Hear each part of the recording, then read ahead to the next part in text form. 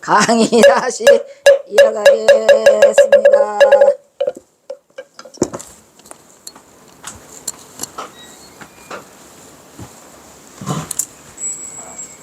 그래서 사교 입선해라 선지식을 찾아서 참심해서 선지식을 참심해서 결택을 받아라. 이게 중요한데 선지식이 없으니까. 야.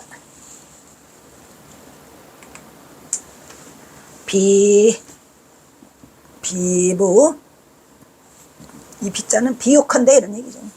비부 방사도자 실상냐요 이 선악 이시 진무치자이니 시일린냐요 이 성향수변 고로 고인이 고인운현 현역색이요 고덕운 하시되 승사선우하니 불석신제요 기중엽피 기경략 차제로구나 이랬죠. 비유컨대 어떻게 비유컨에 있어야죠. 지금 뭐 선지식을 찾는 거예요. 저 절간과 푸주간이 옆에 있어. 나란히 곁을 함께 절간과 푸주간이 나란히 곁을 함께하여 한 모양으로 하고 있지만 똑같은 모양으로 절간과 푸주간이 있어. 근데 하필이면 왜 절간과 푸주간을 두 개를 예를 들었을까요? 비유했을까요? 라고 보면은 여러분이 금방 떠올려야죠. 뭘? 그 선과 악에는 때를 달리한다. 무슨 말이야? 푸주간에서는 날이면마다 고기를 살생을 하잖아요. 그러니까 그 선과 악에는 때를 달리하며 푸주간과 절간이 아무리 같이 있다 하더라도 그 다음에 두릅과 종이를 잡는 것이 이 두rum은 뭐예요? 뭐라 그러나 이거 왜 굴비 한 두름 뭐 하잖아요. 우리가 그걸 말하는 거예요. 굴비 두 두름 굴비 한 두름 그 굴비를 엮은 그 지푸라기 두름 그것이 그 두rum과 종이를 잡는 것이 같은 한 사람이지만 이쪽에서는 비린내가 나고 이쪽에서는 뭐가 나요? 향냄새가 나겠죠. 그 비린내와 향냄새는 상황에 따라서 편하게 된다. 그래서 그 얘기죠. 향을 싼 종이에서는 향냄새가 나고,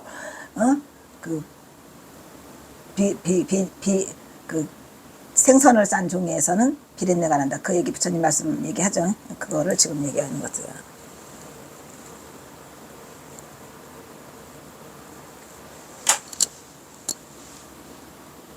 요 앞에는 잠깐 빼먹었나? 뒤에가 왜 나오지? 그러므로 그거 나오는구나 여기. 그러므로 고인이 이르기를 여기서 고인은 이 뒤에 나오는 말이 어진 일을 어질게 대하는 것은 마치 안색을 바꾸다 된다고 한 것은 이거는 이 고인이 누구냐면은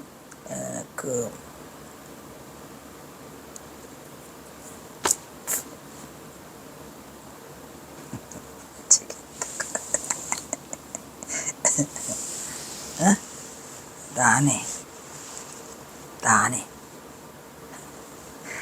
고인은 공자님이에요. 공자님 유교 경전에 이게 나와요. 공자님이 말씀을 하세요. 어진 일을 어질게 대하는 거는 마치 안색을 바꾸듯 한다. 이게 무슨 말이냐면 악한 일을 만나면은 우리 안색이 악해지잖아요. 나도 모르게 악한 일을 만나는데도 이렇게 할 수는 없잖아. 그러니까 그것을 자연스러운 현상으로 얘기를 하는 거죠.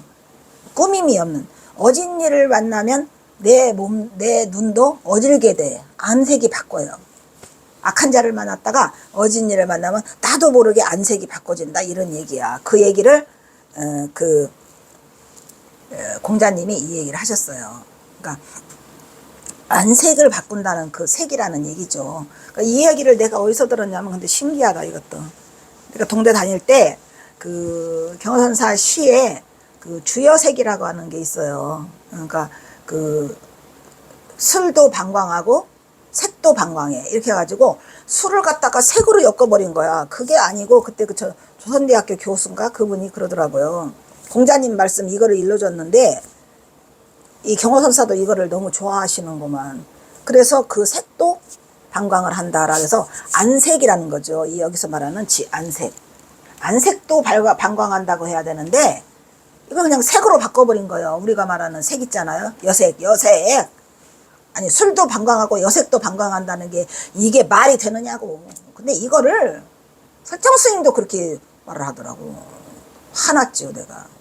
왜냐면 어떻게 경호선사가 술 드시고 얼굴이 빨개졌다고 그랬는데 갑자기 여색이들을 등장하느냐고. 경호선사가 언제 여색을 밝혔어. 와! 괴로움이죠. 아주 내가 꼴보기 싫은 건 그거예요. 경호선사는 여색을 밝힌 적이 없어요. 깨달은 자가 어떻게 여색을 밝혀. 그 말이 되는 소리를 해. 뭐 여자도 취하고 방아람 스님도 그렇게 쓰셨더라고. 여자도 취하고. 그게 아니고 여자들이 많이 달라붙어. 원래 지금도 절에 가봐. 여자들 때문에 스님들 다 망친다니까. 응? 경호선사 주변에 여자들이 많았겠어요? 적었겠어요? 많았겠지요. 근데 경호사가 다 피하는 거죠. 전부 다. 그러니까 그건 잘못된 거고, 이걸 보니까 그분이 말했는데 똑같은 내용이 써 있네요. 경호선사가 그 말씀하신 요게 어진이를 대할 때는 마치 안색을 바꾸듯이 한다 라고 하니까 그 술도 방광하고 얼굴색도 방광을 하더라 이런 얘기예요. 고하였으며 고덕이 이르기를 좋은 친구를 잘 사귀는 일에는 몸의 다스림을 아끼지 않는다고 하였으니, 이것도 아마 공자님 말씀이에요. 고덕이니까 좋은 친구를 사귀는 거는 몸을 아껴야 되네. 몸을 아끼지 않아야 돼요. 그래야지 좋은 친구를 사귈 수 있다.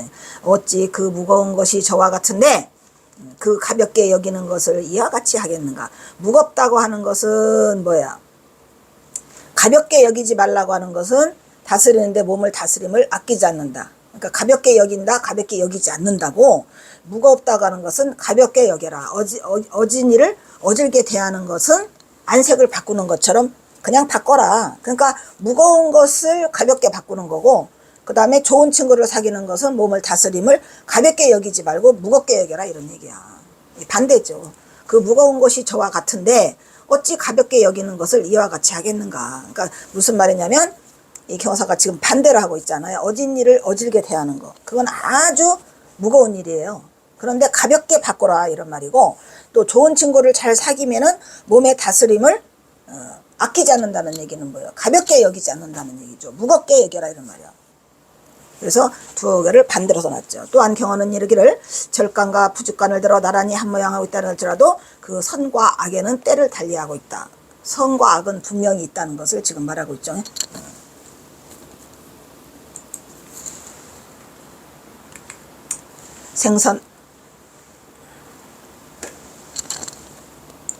생선 두릅과 한 두름 두 두름 하잖아요. 종이를 잡는 것이 한 사람이지만 그 비린내와 향나는 그 상황에 따라서 변하게. 상황이 어떤 상황? 그 싼 종이가 생선 두름을 싸면은 비린내가 나고, 종이 똑같은 종인데 종이다가 향을 싸면 향냄새가 난다. 상황에 따라 변한다는 얘기가 그 얘기고, 를 경어는 법구경의 석전의 음성을 전하고 있더라. 그럼 법구경에서 나오죠. 부처님의 음성이. 그러므로 고인이 이르기를 어진이를 어질게 대하는 것은 마치 여인을 좋아하듯 안색을 바꾼다 이런 말이지. 이게 그래서 아마 그 색이 나왔나 봐요. 그러니까 사람들이 어진이를 대하는데 마치 여인에 나타나면은 얼굴이 안색이 좋아지지 그렇게 안색을 바꾼다 이런 말이에요. 는 마음으로 대하고, 또한 고덕이 이르기를 좋은 친구를 잘 사귀는 몸의 다스림을 아끼지 않는다라고 하였다 이런 얘기죠.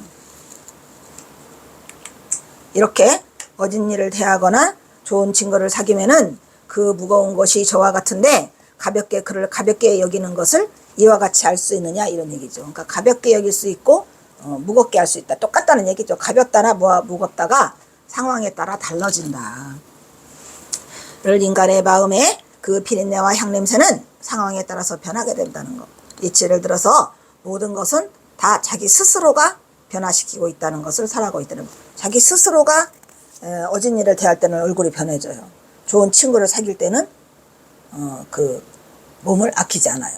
그러니까 무거움과 가벼움, 그리고 그 상황에 따라서 달라지는 거, 이런 거를 사실은 여기를 읽어보면 뭐를 느낄 수 있어요? 뭐가 들어있어요? 들어있죠. 들어있어요? 안 들었어요? 들어있잖아요 지금. 응? 비린내와 향내, 또 뭐 그거는 상황에 따라 달리하는 거고, 또 아까 그 뭐죠? 그 부죽간하고 법당은 때에 따라 다르다는 얘기야. 고기 잡을 때하고 이거 칠 때하고 다르잖아요. 똑같은 법당과 똑같은 푸주간인데 고기를 잡는 거와 목탁을 치는 거와 다르죠.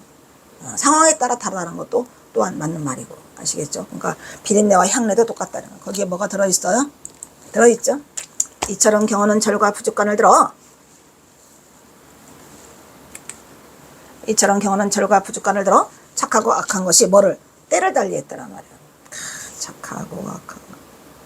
또 향과 풀이 생선했던 종이를 들어 만진 사람만 하나지만 비린내와 향내가 서로 수시로 변한다는 상황에 따라 때에 따라 상황이나 때나 마찬가지 아니야. 예를 들어 보이고 있으니 또한 논어를 논어 나오죠. 논어가 누구지요? 공자님. 어진이를 좋아하기를 여색과 바꿔라. 그게 아니고 여인을 대하듯이 하라 이런 얘기야. 이렇게 막 쓰면 안 돼요. 어진이를 좋아하기를 여색과 바꾸라 이렇게 해석을 해버리면 안 된다는 얘기죠.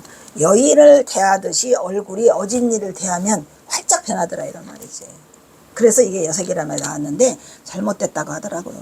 그래서 경어선사 그것도 잘못된 거죠. 해석이. 색이. 또한 고덕이 이르기를 착한 법 섬기기를 신명을 아끼지 말라. 착한 법 섬기기를 소중해? 무거워? 그래서 가볍게 그거를 가벼이 여길 수 없다 이런 얘기죠. 고설하고 있으니 그 소중함이 이렇게 무겁건을 어찌 가볍게 여기겠느냐 얘기죠. 이를 반만하며 수행자에 따른 상황의 중요성을 강조하고 있음을 볼 수 있다. 경어는 다시 이르기를, 이게 지금 엄청 길어요. 결동수정의 동생도솔 동성불과 개사문. 내가 좀 빼먹기도 했는데도 이렇게 길어 지금. 나여자예요. 거기 묘동 제 동학상 제 계룡산. 그러니까 내가 여기에 계묘년에 기묘년 겨울에 이런 얘기죠. 계룡산 동학사에 있을 때 조당을 참고해서 조문 활구 홀류 득의 처유여 동지 공지 지사시풍이라 아미 전심 차열하다 말이야. 차열수 이우유정하니 축 방광 방광 이리저리 떠도는 거를 방광이라죠. 그냥 활달하면서 촌주사 개헐 쉬었다 이런 얘기고, 우유간 수림 적연 자망 의로다. 이후 간과 상소 전쟁이라는 거죠. 간과가 창과 방패니까 전쟁이 계속 이어지고 새로 분운하여 염창 마음속에만 심었다는 얘기죠. 신지 불가하니 기유 시급 타야로구나 이렇게 했어요.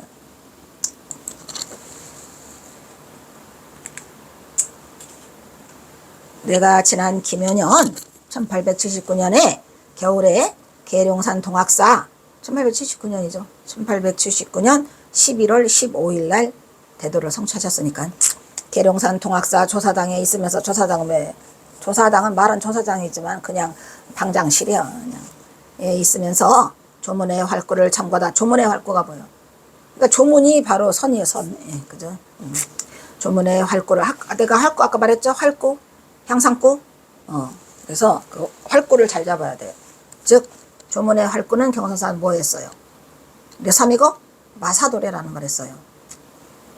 활구를 참고하다가 문득 뜻을 얻은 바가 있었다. 이렇게 교사가 간단하게 자기 자신이 깨침에 활연대오한 부분을 문득 뜻을 얻은 것이 있었다라고 그냥 간단하게 간략하게 말을 하세요. 대단하시죠? 문득 뜻을 얻었어요, 스님. 그래서 동지들과 함께 공부할 생각이 있었어요. 이제 뭔가를 해보려고 하셨죠. 근데 그때 풍가의 유행병이, 풍가 뭐야? 풍가라는 것은 유행병을 풍자니까, 그죠? 풍가의 유행병이 아직 낫지 않았고, 뭐 호열자. 그때 당시에 그냥 호열자가 그냥 전국을 강타해요. 5월 달에 경호선사가 그 전봉준 장군 아들이, 첫째 아들이 용규가 태어나거든요. 1879년에. 그래서 경호선사가 잠깐 내려가 봐요. 내려가서 보고 올라오다가, 그게 5월 달이야. 올라오다가 호열자를 만나게 됐죠. 5월 달이 아니고 6월 달인가 보다. 6월 달에 방학하고 내려갔으니까, 그지? 학에 방학하고 내려가요. 그러니까, 강원에 학예 방학을 하고 내려갔으니까 6월 달이야. 근데 그 호열자는 5월 달에 그 동네로 들어왔다라고 하니까 그게 그 역사적 기록에 다 남아 있어요, 이게. 그래서 이제 그 누구지? 그 전봉준 장군 아들 전용규, 걔는 1879년 5월 달에 태어났죠. 그때 풍가에 유행병이 아직 낫지 않았고 심지가 또한 저열해요. 그래서 심지라고 하는 것은 마음자리, 마음 심자 뜻이거든요. 근데 본인 자신이 그렇게 말을 해요. 내가 심지가 저열했다. 그게 크게 심지가 잡히지를 않아가지고 마침내 여유로움을 즐기면서 그냥 좀 내가 좀 쉬자라고 하면서 머물며 쌓아두고는 뭘 쌓아뒀어요? 그 동지들과 공부할 생각이 있었는데 그 생각을 접어두고는 전에 주막에 거리낌 없이 다니고 그윽한 산골과 숲속을 찾아다니며 쉬다가 그냥 그만 저절로 잊어버렸다 이런 얘기예요. 근데 뻥이에요, 사실은. 이렇게 저절로 잊어버린 게 아니라 그때 당시에 이제 그 전봉준 장군이 1895년에 동학농민을 일으키기 전에 정신없이 왔다 갔다 그랬어요. 여기서 그윽한 산골과 숲속을 찾아 거닐며 쉬다가는 거짓말이야. 숨어 다녔죠. 여기저기 숨어 다니면서 전봉준 장군과 내통을 하니까 그러다 보니까 그만 저절로 잊어버렸다는 게 거짓말이죠. 그 뒤에 요거는 그 앞부분이구나. 이 앞부분은 1879년에 깨치고 얼마 동안 79, 85니까 한 7, 8년간은 좀 여유가 있었어요. 이게 산속과 숲속을 다닌다는 것은 그때 주로 많이 다녔다는 게 이제 구절암. 근데 그 전봉준 장군 그 부하의 땅에서 있는 그 휘하에 그 마른 꽃이 피어 있는 곳에서 사셨다고 했잖아요. 그러니까 그때 이제 치료도 하면서 왔다 갔다 했어요. 근데 그 뒤에 간과가 연이어 일어나고 이게 뭐냐? 간과는 뭐예요? 방패와 창이니까 뭔 전쟁? 청일전쟁, 러일전쟁을 말하고 있는 거야, 지금 이게. 청일전쟁이 일어나고, 그 다음에 동학농민이 일어나고, 또 러일전쟁이 일어났죠.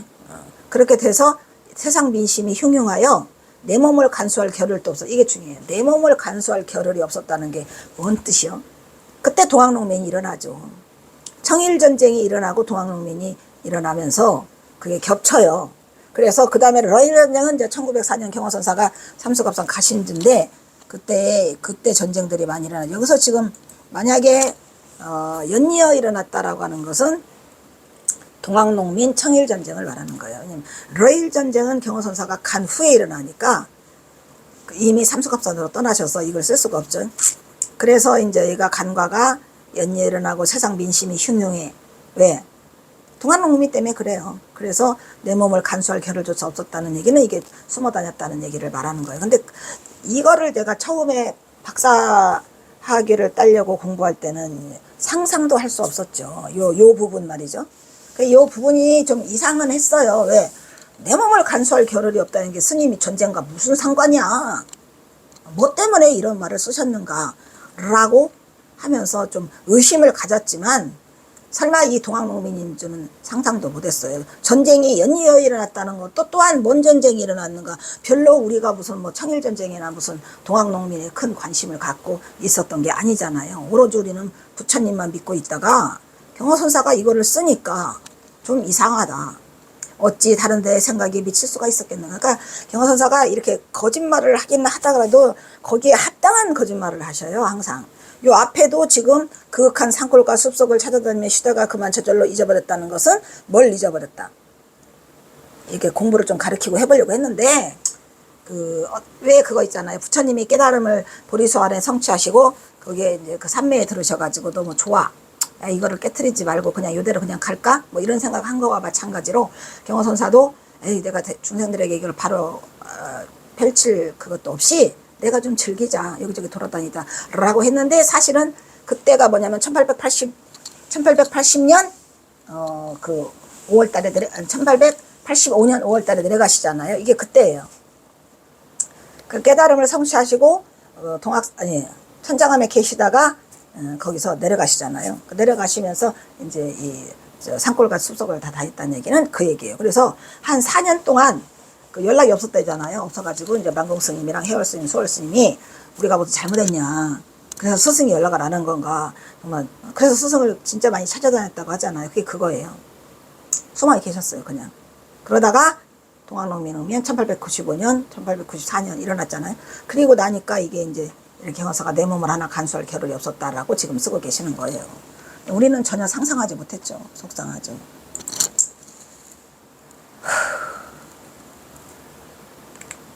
경호는 자신이 지난 김여년 1879년에 겨울에 계룡산 동학사 조사당에서 겨울이죠. 11월 15일이니까 조문의 활구 즉 뇌삼이곡 마사도래를 참고하다가 장보 일대사를 마친 사실을 겸손하게 표현하고 있는 거죠. 그냥 뭐 뜻을 얻은 바가 있다 이런 식으로 그냥 이제 한 줄로 그냥 없애버렸어요. 그래서 그때 동지들과 함께 공부할 생각이 있었으나라고 하시면서 이제 그때 당시에 이제 핑계를 대는 거죠. 그 당시 전국을 휩쓸던 풍가가 유행병으로 콜레라가 아직도 수그러들지 않았고 심지가 또한 저열하여 나오죠. 심지가 내가 저열해가지고 별로 뭐 의지가 없었다 이런 얘기야. 마침내 여유로움을 즐기면서 머물러 쌓아두고 실행에 옮기지 못하였음을 계명치독으로 말하고 있더라.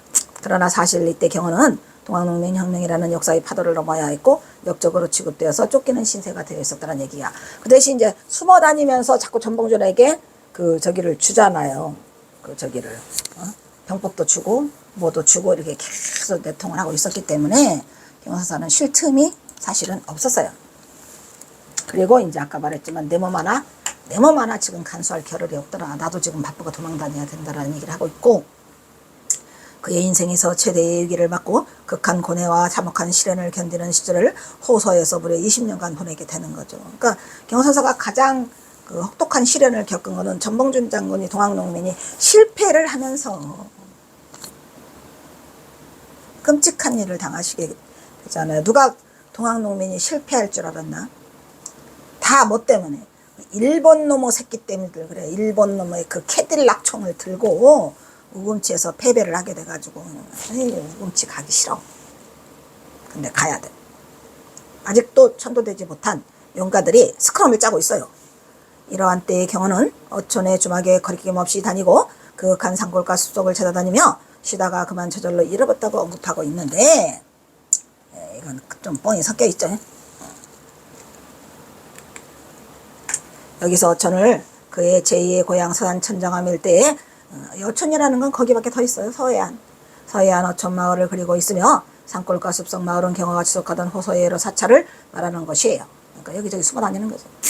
경호가 말하기를 도노하기 제일편에 현년역색이며 사부모여 능갈기역이며 사군능치 기신이니 여붕우교 언이유신이니 수활미약이고 오필위치약의라 라고 한 자기편에 뭐라고 나와요?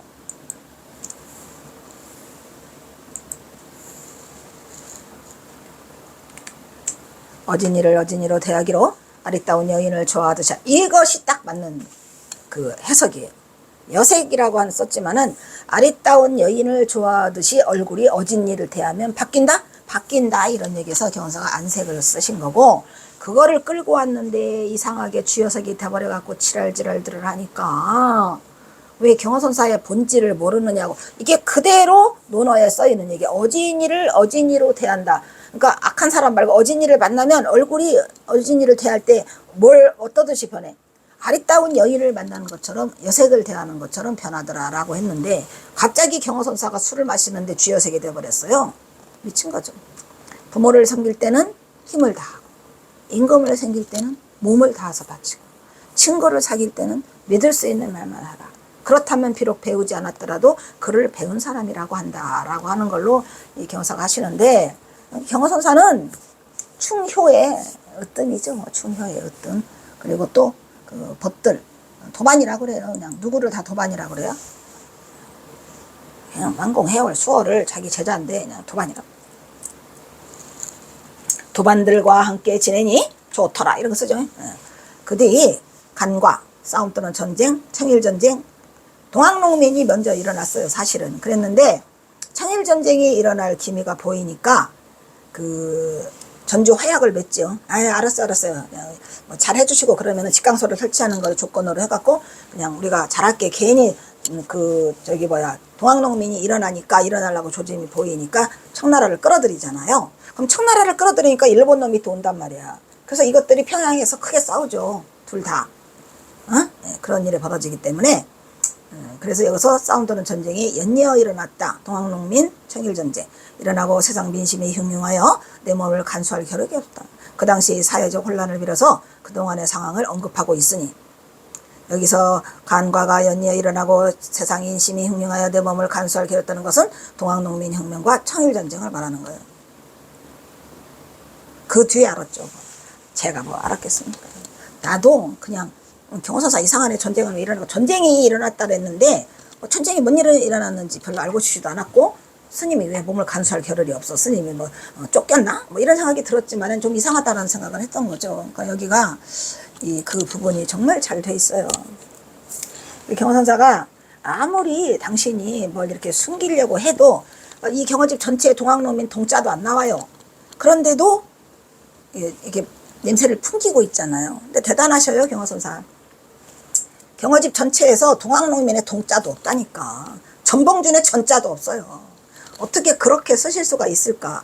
하지만 우리가 나중에 경호선사가 그 전봉준과의 이거를 알게 된 것은 이제 정말 우연한 기회에 족보를 보고 알게 됐잖아요. 전봉준 장군의 그 여산송 씨가 아니죠. 천안준 씨 문효공파의 족보를 보고 알게 됐고 더더군다나 쐐기못을 받기 시작한 것은 그 서관문 열쇠편이 나오면서 경호선사가 관계되어 있다는 걸 알게 됐고 또 경호선사의 여동생과의 혼인관계에 그것이 나옴으로써 그냥 아주 못을 꽝꽝꽝꽝 대못을 받고 있는데 저도 역시 마찬가지로 그래서 경호선사 이 경호집을 다시 하게 됐어요. 왜냐하면 이게 그 선시하고 여기에 다 이게 트럭이 돼 있잖아요. 근데 뭔 그때는 못 봤으니까. 이렇게 엄청난 경호선사의 동학농민 혁명에 관한 내용이 어디에 있어? 결동수정의 동성조도 동성물과 계사문이라는 이 79장 안에 그 결사, 동맹 결사를 한 곳에 경호선사가 이걸 써놓으셨다니까. 내 몸 하나 간수할 겨를이 없었다. 전쟁이 연이어 일어나고. 특히 동학농민 전쟁은 지금은 그 명예를 회복해서 간과가 연이라다. 옛날에는 동학농민 전쟁이라고 그랬지 혁명이라고 하지 않았어요. 혁명이라고 바꾼 것은 박정희 대통령이 위대한 혁명이다 해서 바꿨지. 그때는 전쟁이라 그랬어요. 전쟁이냐 동학농민이? 청일전쟁은 전쟁이지. 동학농민 전쟁은 지금 그 명예를 회복하여 동학농민 혁명이 됐지만 그 당시는 영모로 간주되어서 동학란이라고 불렀어요. 전쟁도 아니야. 동학란. 이 동학농민 혁명이 바로 경호선사와 직접적인 관련이 있는 것으로 경호선사는 전봉준 장군과 사소고 천안매매가도록 경호선사의 여동생이 전봉준 장군과 혼인을 하면서 일어난 비극적인 일이었다. 이런 얘기야.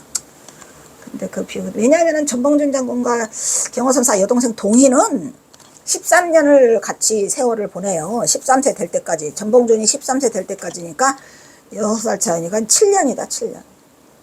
같이 세월을 보내고 같이 그 서당을 다니고 같이 거기에 우동리에서 자라고 이러한 게 있으니까 13세가 되니까 얘는 동희는 몇 살이야? 동희는 4살 차이가 되니까 동희는 17세라 이미 다 큰 그 아가씨가 돼 있잖아. 숙녀가. 그래서 그냥 뭐 꼼짝없이 빼박이요. 그래서 이제 17세가 됐고 13세가 돼서 이제 헤어지지만 결국 어린 시절 인연과 경호선사 아버지와 전봉준 아버지가 혼인을 맺자고 약속을 했기 때문에 이거는 빼박이요. 빼박. 그래서 나중에 경호사 여동생이 23살 됐을 때 전봉준 장군이 19살이 됐을 때 4살 차이예요. 19살이 됐을 때 드디어 혼인을 하게 되죠. 어린 시절에 약속을 하고 아버지는 돌아가셨고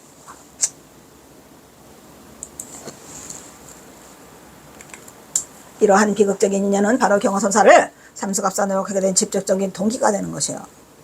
그죠? 경호선사는 삼수갑산으로 가지 않을 수가 없었어요. 안 가려고 그렇게 노력을 했는데 온갖 잡놈들이 갖다 꼬아박고 인심이 사납기가 맹호와 같다 그러잖아요. 전봉준 장군만 그렇게 김경천이라는 그 강가에 꼬아박은 게 아니고 경호선사도 날이면 날마다 협박이 들어와요. 3인방놈 내 입으로 이름은 안 밝히마. 참 하는 것으로 그건 아마 그 3인방놈이 승려놈이에요. 다. 말이 돼? 여기서 자신의 몸 하나를 간수할 겨를이 없었다는 것을 통해 그 당시에 긴박한 상황을 알 수 있는 부분으로 청일전쟁은 1894년 6월 그죠? 동학농민은 1894년 1월 1895년 4월 사이에 청나라와 일본이 조선의 지휘권을 놓고 다툰 전쟁이더라 이런 얘기요. 일단 또 여기서 끊도록 하겠습니다. 배고파.